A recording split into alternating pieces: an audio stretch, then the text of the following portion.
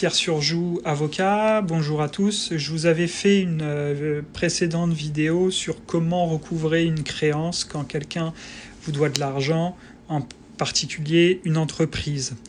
Donc dans le prolongement de cette première vidéo, aujourd'hui, qu'est-ce qui se passe lorsque l'on a obtenu une décision de justice qui permet donc de récupérer a priori l'argent qui nous est dû, mais que la société n'a pas d'argent et qu'elle est en procédure collective. Alors déjà, le conseil que l'on peut donner, c'est justement d'anticiper ce risque de défaut de paiement. Lorsque votre interlocuteur vous dit j'ai des difficultés de trésorerie ou essaie d'avoir des délais, etc.,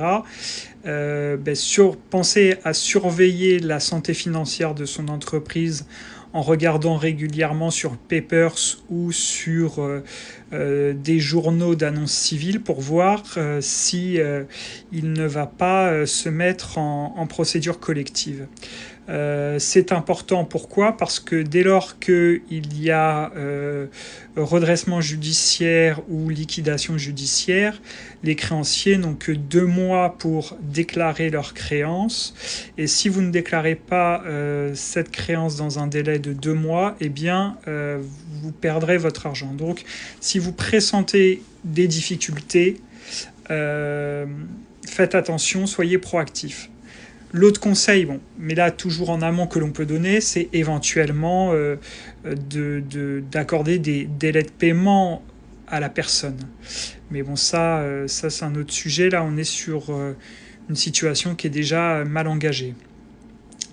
Surveiller la solvabilité de l'entreprise. Après, si effectivement l'entreprise n'a plus d'argent, parce que le problème, c'est que les créanciers de l'État, les URSSAF, etc. passent avant vous.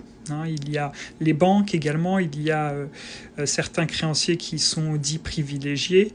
Donc si l'entreprise n'a plus d'argent, ce qui vous reste à faire, c'est entre guillemets, de mettre une pression sur le dirigeant et d'essayer d'engager sa responsabilité personnelle du fait de l'insolvabilité de son entreprise. On est dans le cas où le dirigeant a peut-être aggraver la mauvaise santé de son entreprise par un comportement irresponsable, voire à détourner de l'argent ou des biens de son entreprise.